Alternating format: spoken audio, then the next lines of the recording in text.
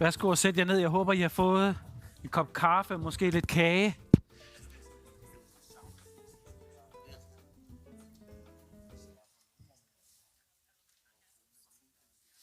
Lige om lidt, så skal vi se nogle billeder. Når vi har set dem, så slukker vi lyset, så vi ikke skal sidde og stirre ud i en blå projektor. Det er sådan, den rammer os. Just explaining that. Yeah, here we go. Come on, inside, take a seat, grab your coffee.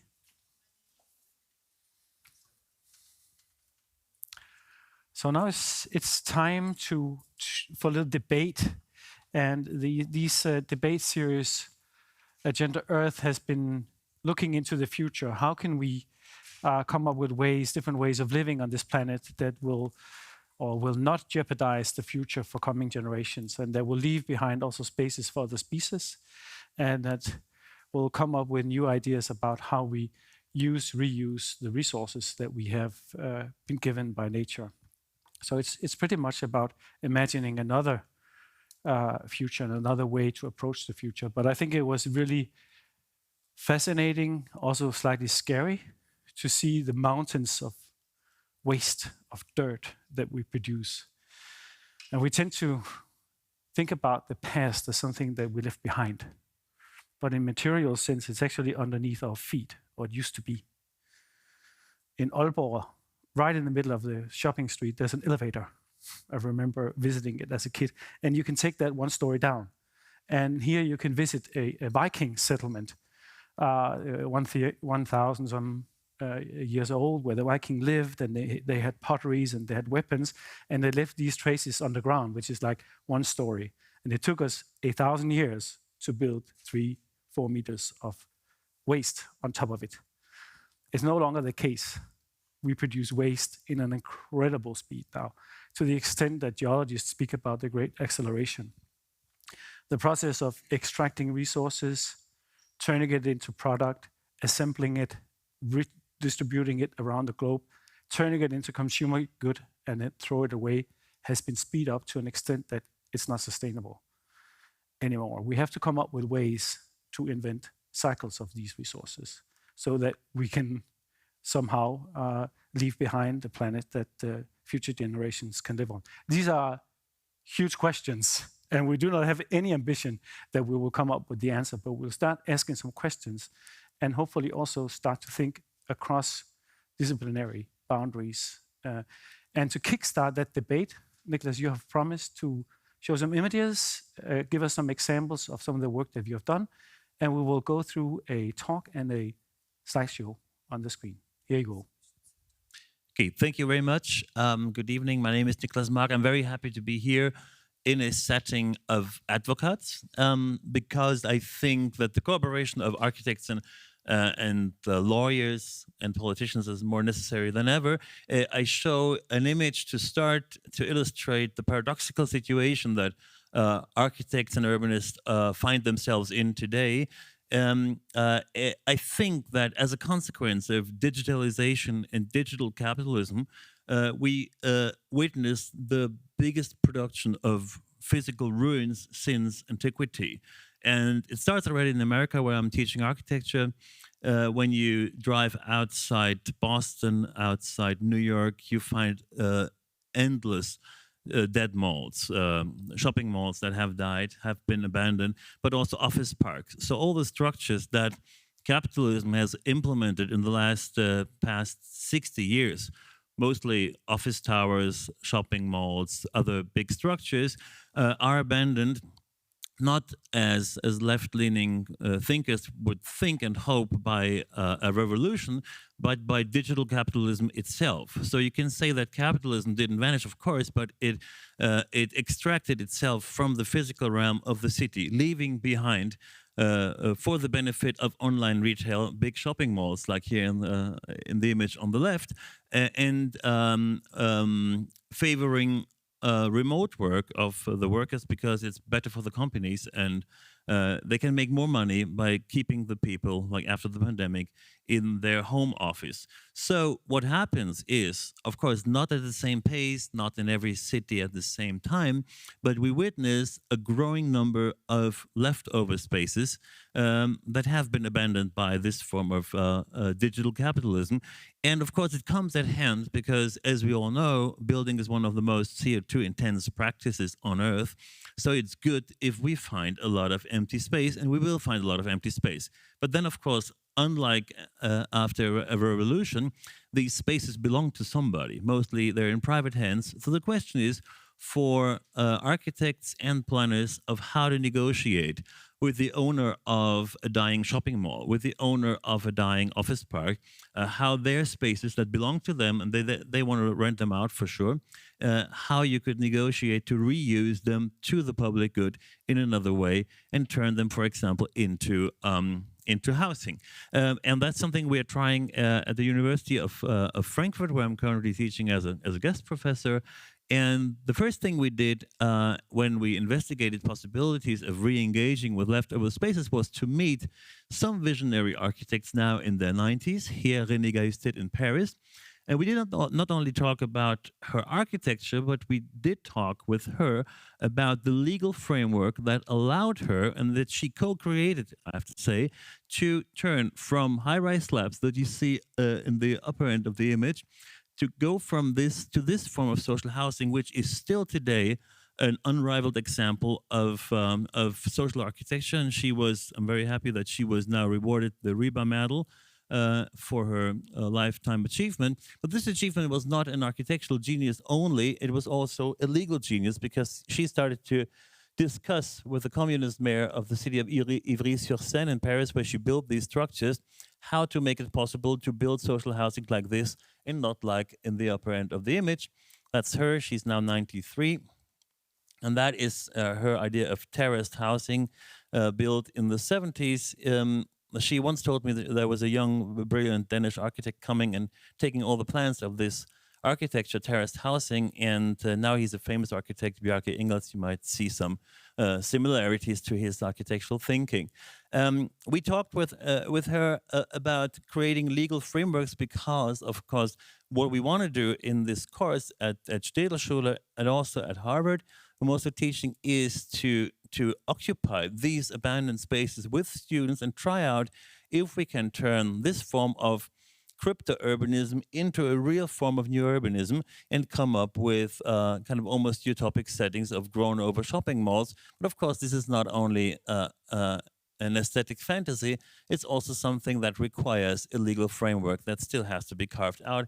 As I say, if we have to negotiate these spaces who belong to somebody who wants to make money with it and who is not even able to tear it down because tearing down costs so much that they just keep it. And the question is, how can we re-engage with these structures? And how can we build something when we have to build something in a way that is not detrimental to the environment? This is another project, and we might maybe later talk about it a little bit in depth, that we're doing in Frankfurt. We're actually building this these days. It hopefully will stand by next February in Frankfurt. It's a house designed by students, for students and refugees in Frankfurt.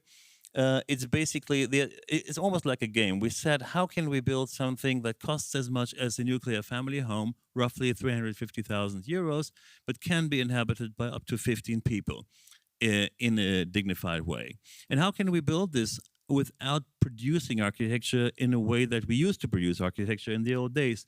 So designing something and then asking people to produce the material. So this house will basically be a house that is almost completely produced by found material.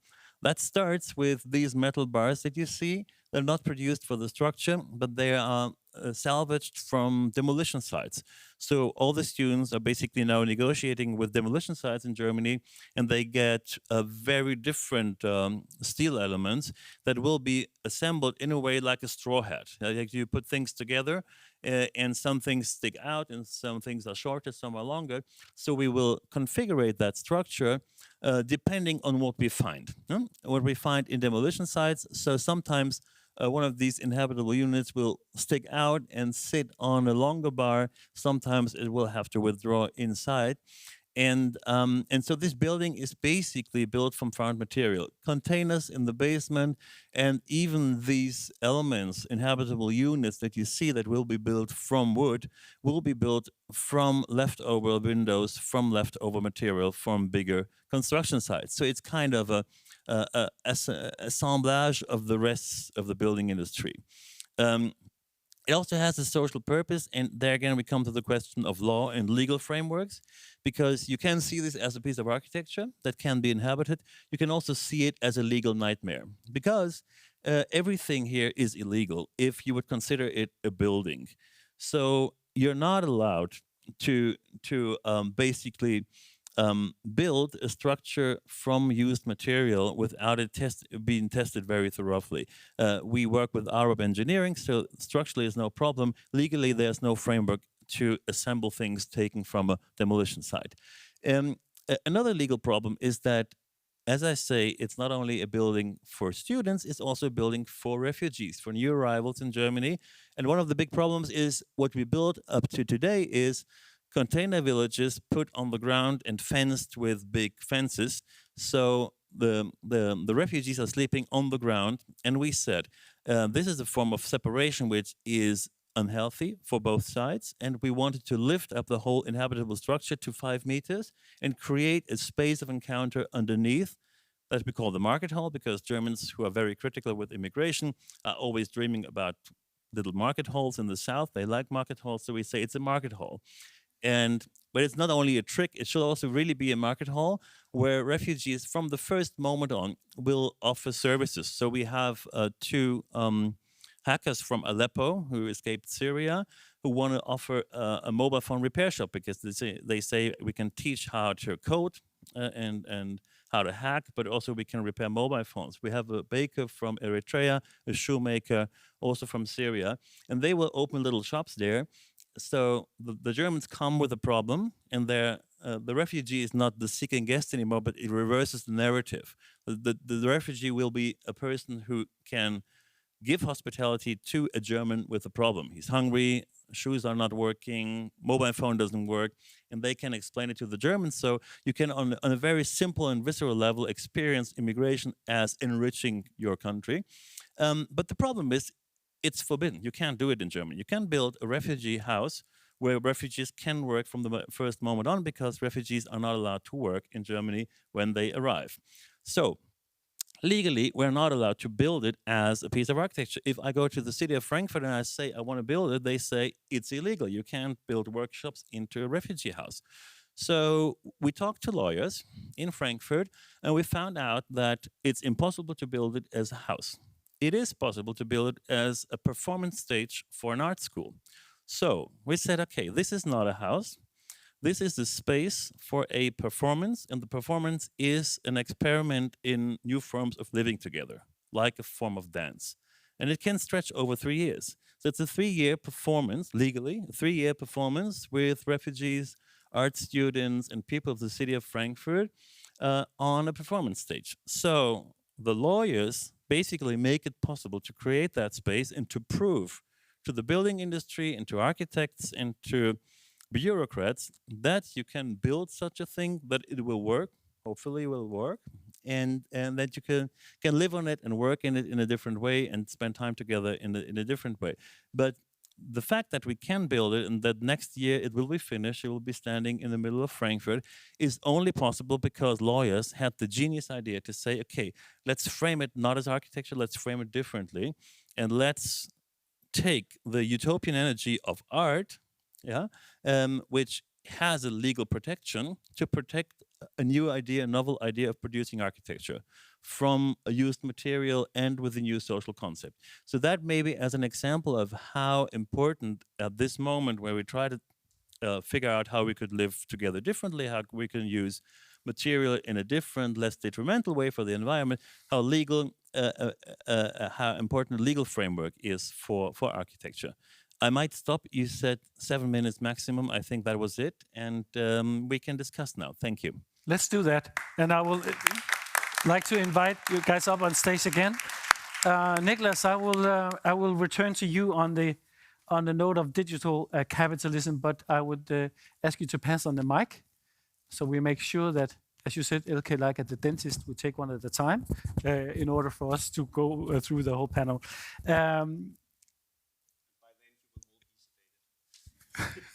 Yes, let's hope so. Using the utopian energy of art as a kind of guerrilla tactic to come up with new ways of taking care of our environment. Is that something also you have come across in your research?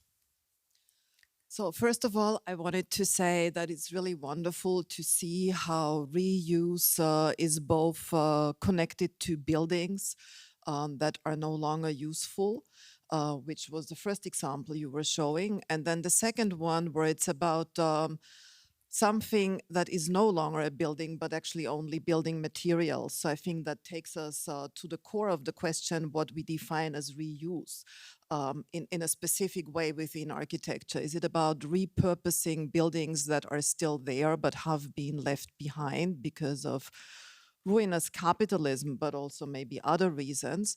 Or is it about the way in which buildings that used to be buildings have been dismantled and are then being brought to something that is a new thing? The way you find loopholes reminds me a lot of the work of Jeanne van Heeswijk, who is an artist living in the Netherlands, but working globally. And a long time ago, she invited a lot of people working with, you could say, actually radical ways of using and inhabiting to a construction site. And of course, legally, people are not allowed to be in a construction site because construction sites are protected from users. The users can only come once the building has been constructed. So what the developers did in legal terms is they made her the owner for 4 days. So they gifted it to her, and then she was liable, and all of us then could move in for 4 days, and then we moved out again, and then she gave the building back. And of course, it was done with the condition that she would give the gift back. So there was a lot of trust that she wouldn't legally become the owner. And so I think what you were describing is the trust in finding loopholes that actually become very useful to new imaginaries, but also testing new forms of ontologies of being with these structures. I think the other thing I wanted to say, you used the word performance, but I think we could actually become much more mundane and say, this building is going to be used in a very different way for 3 years. So it's not a performance in the artistic sense, but it's actually a way of using. And this is what I kind of try to bridge to something that I had prepared. So first I'm responding to what you were saying, but I also wanted to get to the question of use in reusing, because I think it's important that we understand that what it means that architects think of the people who move into their buildings or inhabit them or work there as users, whereas the buildings the people who move into these buildings never think of themselves as users. So when I go home, I don't think of myself as a user of a building, and I don't think it's a nice thing to think of myself as a user. So we think of drug users, but do we think of building users when we think of ourselves? And this is, I think, something to be explored in depth. What does it mean that architects think of people as users, whereas people don't think of themselves as users? And what is the bridge between these two things when we think about reusing, where the users of buildings come in a new way? Because one thing is repurposing a building, and that's what architects do, together with lawyers, finding legal loopholes. But when we look at this word from the side of use, I think it becomes much wider, much more open, where we think of the people who actually produce uses in different ways. And that's something that begins when architects maybe retreat from the buildings when they are not the most important creators. I mean, I think they're important, but I think they should share the importance with those who actually do the labor of using on an everyday level. And I think there we have much more of a chance to arrive at what we are actually invited to think about, how we can inhabit the world differently. And the last thing I want to add to this is the thoughts of a very important thinker. Her name is Sara Ahmed. She has written wonderful books like Living a Feminist Life, but that's not the book I'm quoting from now. I'm quoting from a book that is called What's the Use? And the whole book thinks about the word use.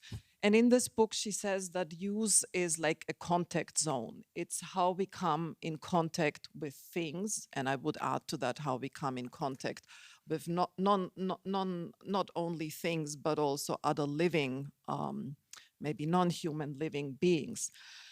And she says that reflecting on usability, so how something can actually be used by all kinds of bodies, I would like to add, is to reflect on who a world is built for.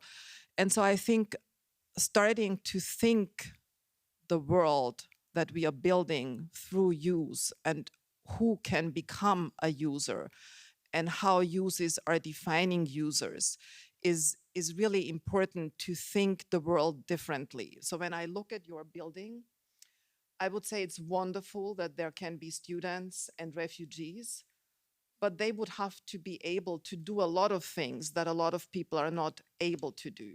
So I think it has to also widen in the sense that who can be welcomed by different ways of making use possible. And maybe we can talk about that afterwards. I mean, how the reuse of buildings could open to make them more useful for all those bodies who are not yet feeling at home in the structures that have been created so far. And I'll stop here. And I'll hand it to my Thank you. Thomas, I grew up believing that there's an intimate connection between what's right and what's legal. And here we face the fact that we are looking for loopholes in the current legislation to do what we think needs to be done. That's a challenge for someone like you, isn't it? It is, and of course, it's a challenge that cuts both ways. Yeah. So why is it that Nicholas's refugees can't work in Germany? It's because governments are looking for these very same loopholes as well. And I think there's a sort of dynamic interplay here that's also upending what it means to be a lawyer these days, or at least some types of lawyers, which is in many ways sort of a creative process. Yeah. I mean, when governments are pushing legal civil servants to find these loopholes, to exploit the gaps, to think like corporate entities when they are responding to new judgments from the human rights courts. But we're also seeing new forms of legal activism and new forms of legal collaboration, which are pushing scholars like myself, but also practicing lawyers into really interesting collaborations, things that are demanding also that as lawyers we need to be much more creative, which can be sometimes uncomfortable for lawyers, and where these types of synergies, what Nicholas was describing, but also beyond, are kind of prompting new developments. I mean, some of you may have seen the new exhibition at Louisiana with forensic architecture. I've had the privilege myself of working with some of these people involved in this in terms of doing very, very important work, reconstructing, revisualizing, pulling together data from everything from ship responders to satellite data to footage images, and doing 3D reconstructions of things that are normally invisible, things like migration control in the Mediterranean, things that can feed into legal processes in order to challenge these very structures that we may take for granted, and kind of create new kinds of connections. For me, that's really what's super, super interesting. Also, if I can, would like to make a connect to Jakob's exhibition here, because I've been doing fieldwork along the very same borders in the US. And I mean, there are two things that are sort of striking when you look at this from a legal perspective. And I don't know if you saw these border fences that are very, very tall, but also entirely vertical. I mean, it's these pillars, very sort of tightly positioned, which of course is what makes them resonant, yeah? These sort of tall, vertical pillars. And it's not a logical way to build a fence. It's not what fences would look like if you do similar field work along the Greek-Turkish border. And the reason is that, at least in California and some American states, there are legal requirements that animals have to be able to pass through the borders, yeah? Particularly these road runners, the small birds that you might know from the cartoons.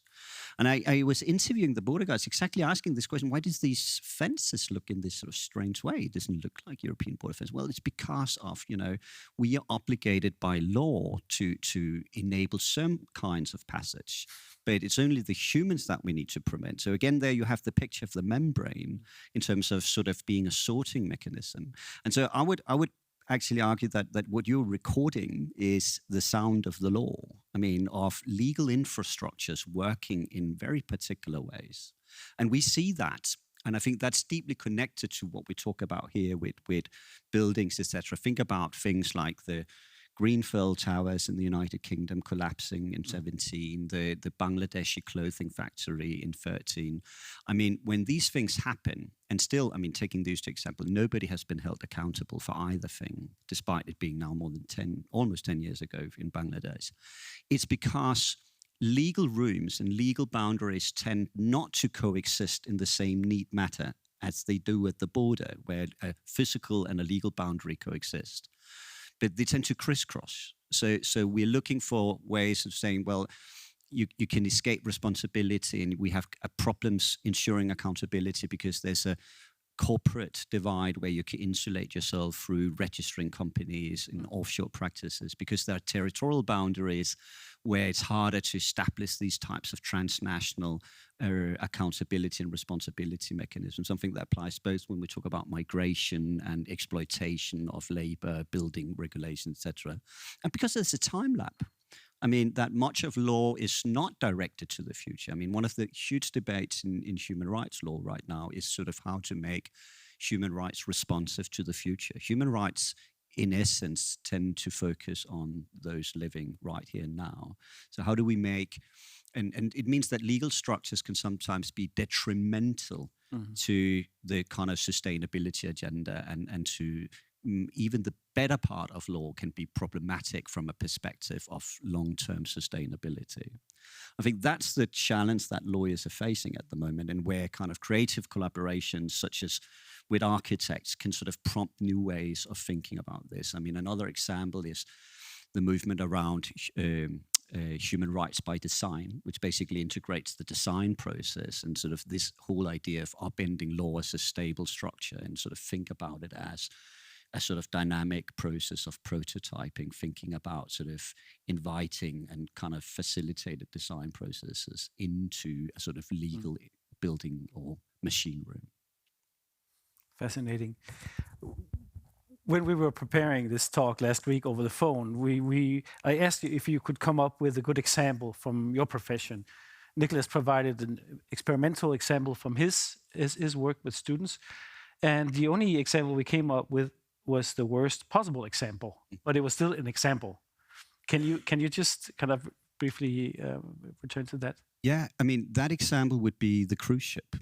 And it was something I got fascinated by as I sort of somewhat involuntarily experienced it firsthand on a family vacation. And suddenly you realize how this sort of mega construction, a tipped over high-rise house that's somehow floating on water, is also in every way a legal construction. So here you have, normally it's the legal space that are immaterial, but here we have a physical space that is completely bound up in law, that insulates the owners in terms of responsibility. We saw that during the COVID pandemic, that for decades have led cruise ships to be able to, without accountability, push all sorts of pollution into the seas, air pollution, pretty much. I mean, on average, a large cruise ship pollutes the same as 16 million private cars. And we allow those into our harbors. And of course, on the deck, you've recruited in migrant labor from many of the poorer parts of the world. So here you have a legal construction that, I mean, normally when we talk about global value chains for building codes, yeah, things that Jakob was talking about also in regard to trash, have kilometer-long links. Yeah? And the hard thing is sort of making the link as a consumer back to those foundational structures. But there are also examples where law pushes those big distances together. And suddenly you have a space where the world's poorest and the world's richest are traveling along the same roads. Completely. Yeah, and where you have a sort of, again, you talk about capitalism, the capitalist loop, where everything above deck is geared towards consumption and everything below deck is geared towards exploitation. It's fascinating that we can come up with these quite complicated legal frameworks that enable the exact opposite of what we're trying to do today. But to find the positive version seems a little bit more difficult. I take great solace exactly in these types of interdisciplinary collaborations, including the examples with both architecture and design thinking, because it's also a way of challenging the way we tend to take these legal structures for granted and actively seeking to open. I think, Nicholas, your example is sort of just extremely good at sort of pointing out the potentials of doing exactly that.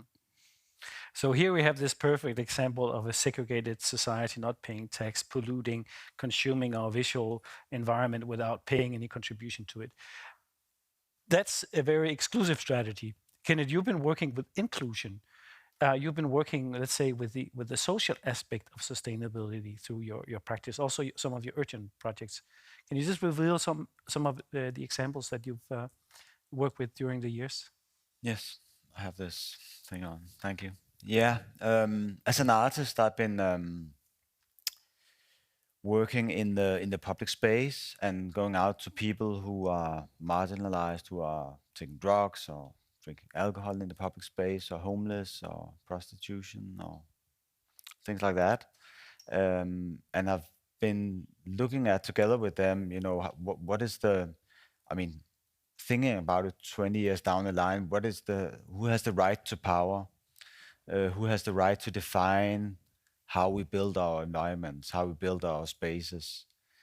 And when I started doing this as not being an architect, not being an urban planner, not being a social worker, not being a psychologist, but being an artist, and just trying to go out there and be present and think about the situation, has led me to develop different methods and that I find useful in doing that together with my team.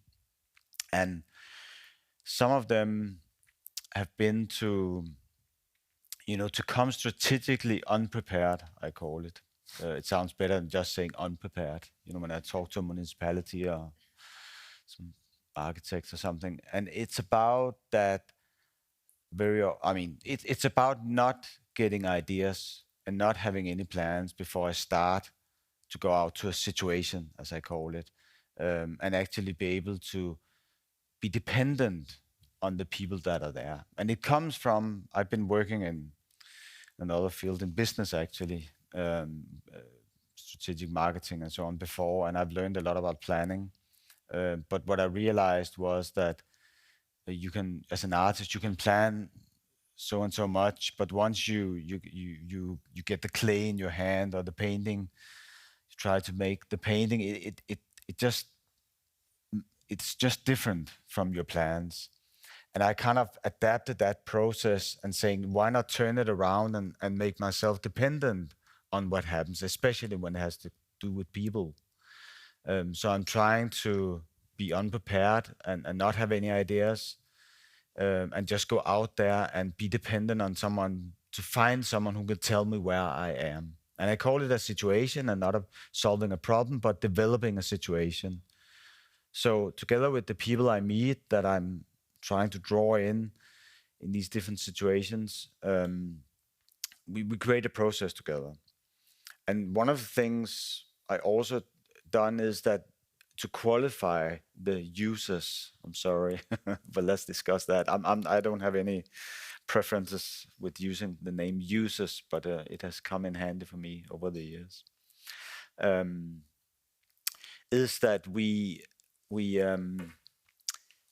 very often when we make urban spaces, like if the municipality has to make a new square, they work, the architects and the planners and so on work for half a year, and then they call this citizen meeting, and everybody shows up, 50 people, 100 people, and then they have an hour and a half to be urban planners and architects, and they have to write all these post-its, 250 post-its, which are then handed over to the architect.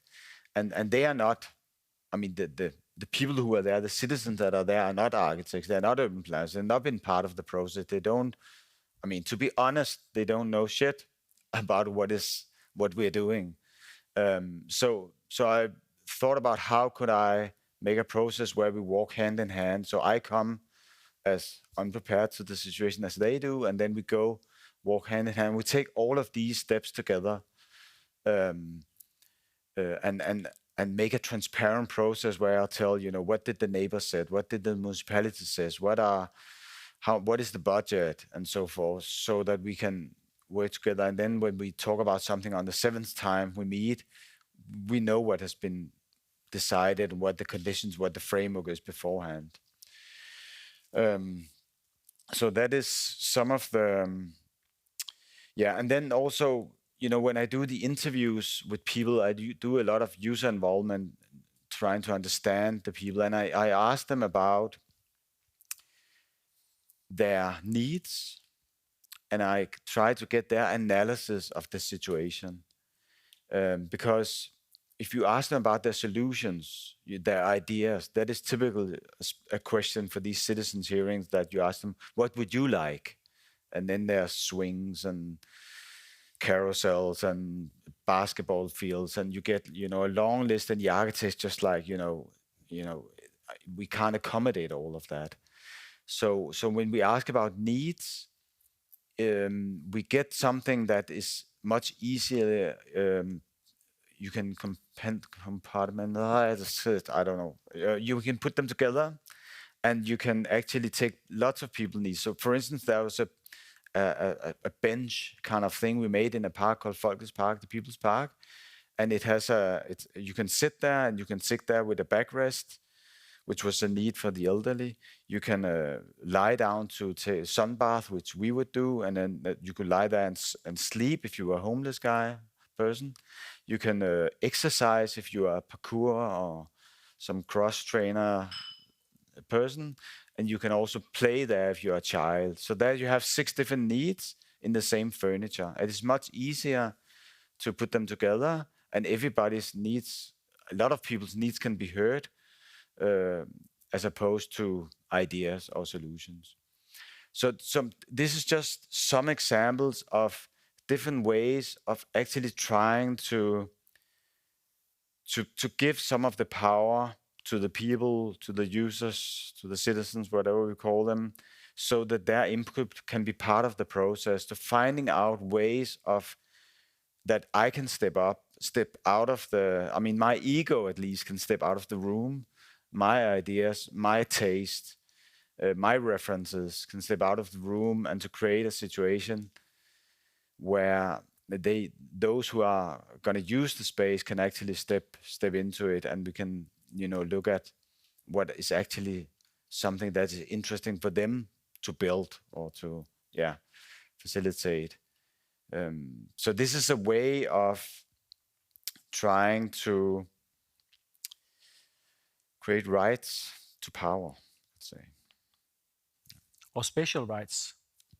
If you look at current planning in Copenhagen, Aarhus, and many other Danish cities, it's pretty much geared to encourage economical development. Someone has to make money, and it's pretty hard to find yourself using the city, living in the city without being a consumer. Those who don't have money in their pockets are put certain places. I live near one of your projects, and there's still a battle going on whether or not they have the right to stay at Klostertorvet. And I think we got them kicked out. They are down to the harbor now, where there's no activity. So that's where they're being dismissed. And it's an incredible contrast to the images and sound that Jakob showed. That imagine all the trash that we send the other way. It's not. I mean, we used to throw it away and kind of made these layers of history underneath our feet. But now we export it, we sell it, we throw it away to Africa, other places. But those people who extract it and work on it cannot cross that border. Will we see? Will this system collapse? I mean, Marianne, we spoke about the expectations that we could expect 500 million refugees for climate reasons within 4 decades from now, 2 decades. It was in 2050, right? Will this collapse? I don't know. Anyone dares? It's always difficult as a researcher to be put on the spot of sort of foreseeing the future because you tend to get it wrong. So with that caveat, I'd say, well, I think we're already seeing a kind of a number of cracks in the kind of foundations. I mean, if we talk about something as tangible as the cruise ships from before, yeah? I mean, COVID was also a kind of developer fluid, yeah? Suddenly these sort of extremely smooth machines, buildings, that constantly was in motion, always supplying from the cheapest, both labor and dumping pollution all over in the world, were sort of obstructed in this method. The unsustainability of the underlying legal structure was cast into doubt. The fact that they weren't registered in any of the countries that they had passengers meant that even President Trump said, well, you can offload your passengers in Jamaica where you're registered, or Liberia, or any of the other flag states. It took months to get passengers off. Even the Danish Minister of Foreign Affairs was sort of working desperately. But it took many more months. I was tracking all these ships on the global information system, the GIS system, where you can see where big ships are all over the world.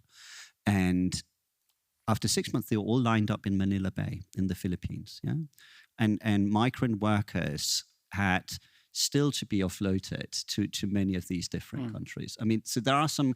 I mean, I think it's much of the same when we talk about the global refugee system. As I mean, we've coming to a pressure point where the kind of draconian policies have proven. I mean, in fact, not to have worked. We knew that already in 2015. We're now seeing an interesting counterpoint where there is a moment of political will for particular refugee population, the Ukrainian refugees, that may also again expose sort of just the tangible implications of what we do by now doing something different, providing that counterexamples. I may be less optimistic that we're suddenly going to have one big watershed moment. I mean, I think I've been in this game for too long in that sense, but I'm a big believer in that we're seeing that these things move through different types of paradigm, of which capitalism or the particular form of unbridled capitalism is one particular form. And that, you know, over time, these sort of tectonic shift may lead to paradigmatic changes, whether it's in refugee policy or in sort of sustainable production ethos. Kenneth, you I mean, I think when you ask this question about 500 million refugees, that will call for a need for total deconstruction of the national state, and you know, we're paying tax to support ourselves and all of these things. I mean, it's incredibly complex, but I think there's a triangle that maybe we could work on to talk about, and there's something about fear of the unknown, fear of those strange people from abroad. And there's something about resources that, you know, if they have resources, as in your project, how can they contribute? How can they actually be seen of as someone who is also a resource instead of just someone we fear? But then there's also empathy about empathy on their situation, where the situation they're in. But also their empathy towards us. I think it goes both ways. And the reason why I take that empathy in as well is because if we only look at if they're very resourceful, if there's something we can exploit, someone we can exploit as a, I don't know, you know, that we want the Ukrainians to come in. I mean, I have no problems with that. But just to sort out people, say we like these people, we don't like these people. It's problematic. So there's something about these three terms that I think we need to discuss. You know, what are we actually afraid of? Who has resources to whom? I mean, I mean, for me myself, going to I've been in Niger in Africa and done a project for many years, 10 years, educating people in prisons. I haven't done it, but set up the project and helping them into jobs afterwards. I've seen how I don't understand anything about, I mean, all the prejudice I have about Africans and poor people. And today I don't see them neither as poor or stupid or I mean, that we are better than them in any way. So there's something about how we perceive people that makes us don't want to engage with them and don't want them to be part of our lives. Whereas, sometimes when we meet someone from Africa or from the Middle East or someone, and at a party or something, we realize, oh, they're really nice. I would really like to be friends with them. And then this whole structure collapses these walls that we try to. So, yeah, anyway. I just want to make it a bridge to that because, of course, I mean, law has an uncanny way of categorizing people in all sorts of ways, and in sometimes also actively, in a sense, legally discriminating in these sort of, and law can sustain that. But I'm also, I mean, when you talk about sort of hundreds of millions of migrants and refugees, I think we should also be mindful of the fact that, well, while we know that there'll be large-scale displacement due to climate change, we actually have very little knowledge of where these people will go, how they will move in the world. My hunch is that that also comes down to both physical and legal infrastructures. I mean, I've been doing field work in Brazil just prior to the COVID pandemic. And there you saw a region that by and large handled a Venezuelan refugee crisis that was much larger than what we experienced 2015 by enabling free movement, mobility, a little bit in the same way as we now see with Ukraine. But we also know that across different parts of the world, well, we have a system that's highly discriminatory in terms of who is actually afforded mobility. If you go to and look at maps of global airplane traffic, you will see that it's largely blank in many parts of the global south. And it's not due to financial constraints. It's due to the fact that all sorts of legal restrictions prevent many citizens in these countries from buying legally an airplane and instead forcing them to take and carve out other mobility infrastructures that are many times more expensive and more dangerous. Speaking about other kinds of infrastructure, Nicholas, I know you've been working on a book on what you call the server manifesto, but I mean, I'm old enough to remember those heydays of the internet and electronic communication where there's no longer any need for us to fly around the world to meet. We can communicate through the internet and we can email each other and we can send information across boundaries. And now there will be a global public enlightened and move us into the future. But this new wonderful virtual world also comes with a kind of a bill of incredible environmental impact, right? I mean, it's a typical example for ideological use of words. And I have to say, you mentioned the positive use of the idea of the user, right? But of course, also the user is a word that has been vampirized by the Silicon Valley industry to designate us as consumers who have to pay. And of course, we can say we're constantly called users by the tech industry, but we're also producers of data.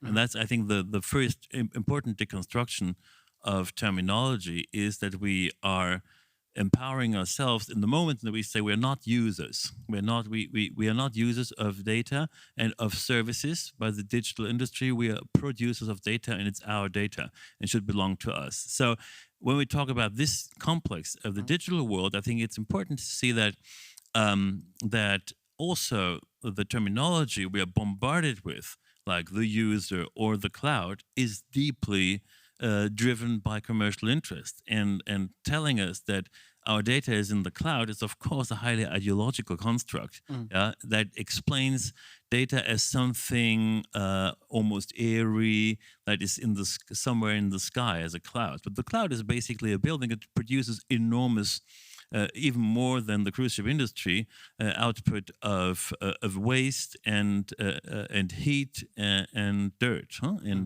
And if the internet was a country, it was the third largest polluter after America and China, before Russia.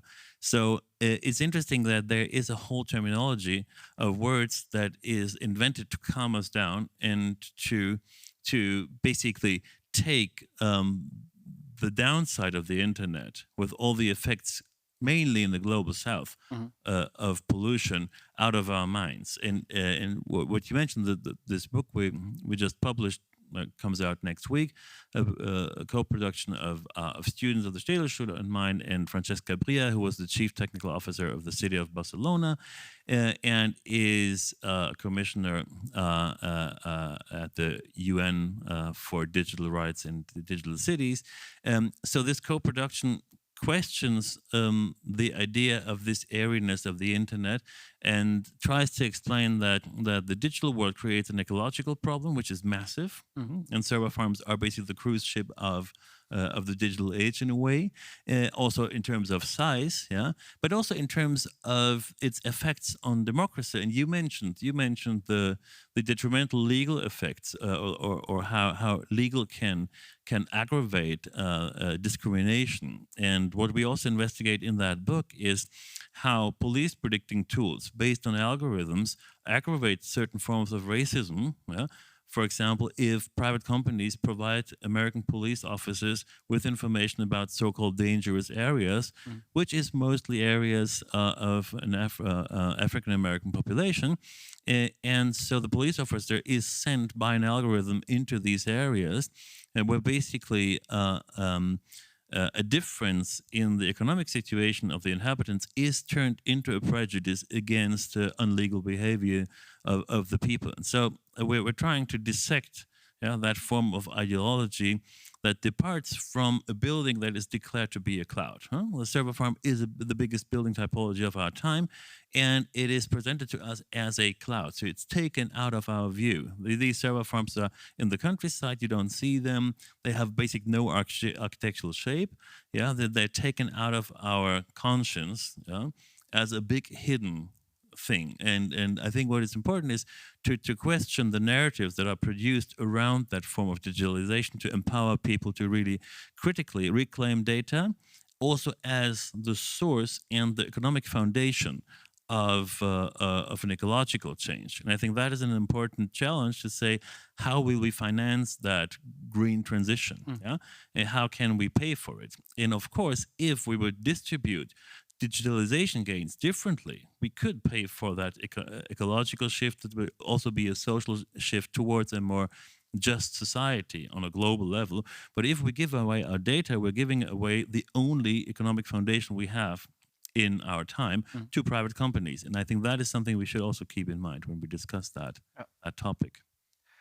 Well, I promised myself that I would also open up for comments and questions from the audience.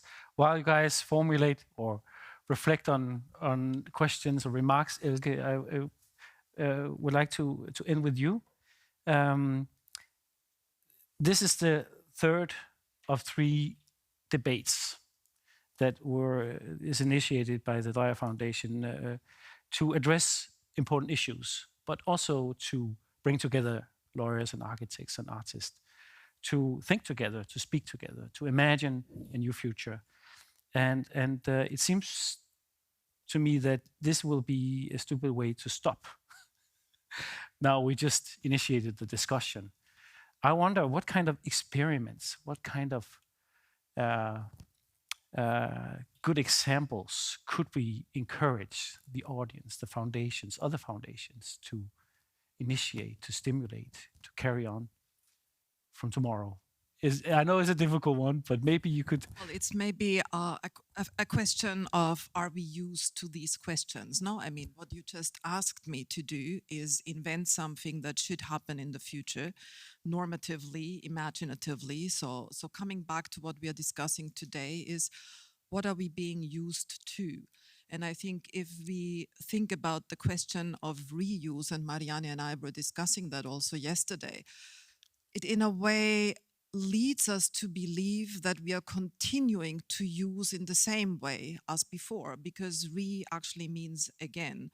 So first of all, re means again, but it can also mean again, but differently. And I think this is maybe what I would suggest.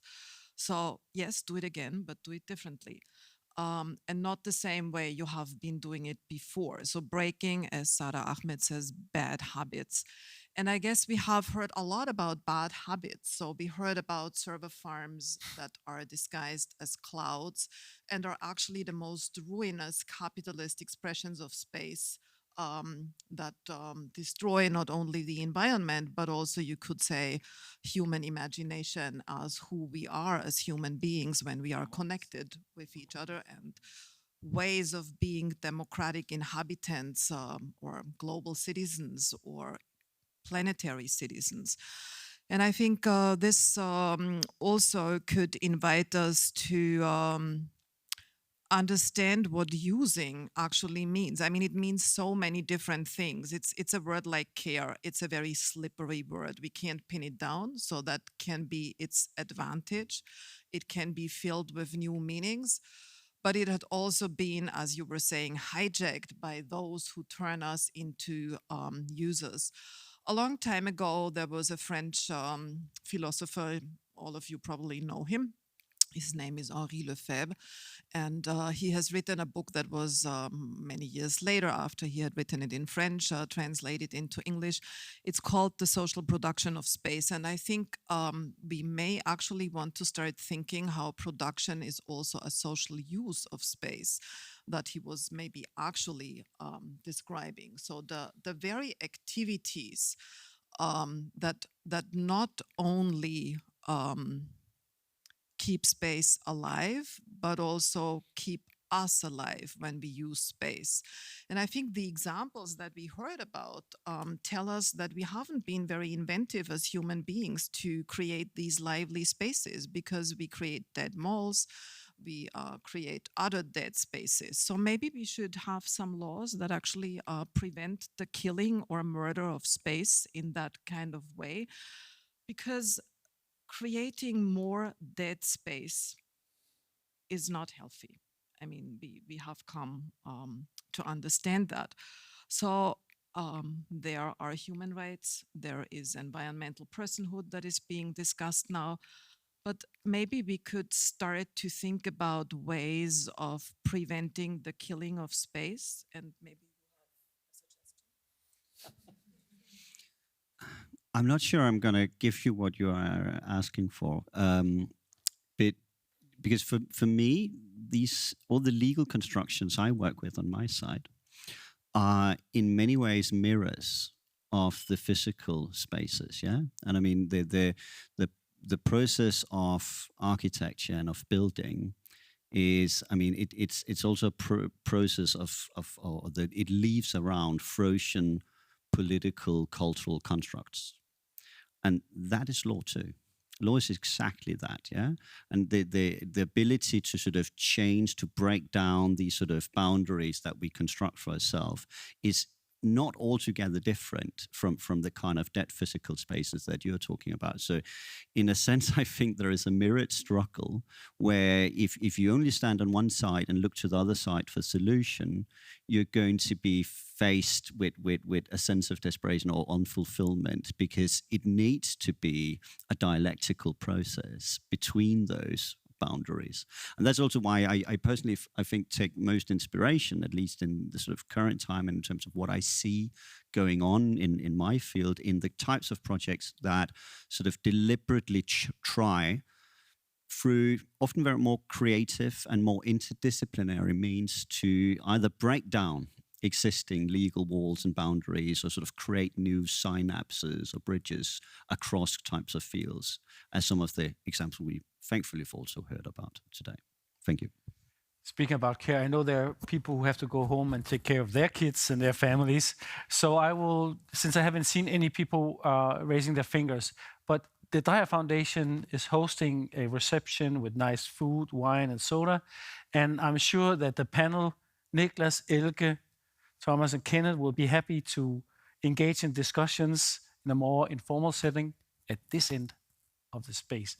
Thank you so much for coming today, and thank you so much for the foundation to initiating and hosting these events. and thank you for inspiring intellectual gymnastics this afternoon. Thank you.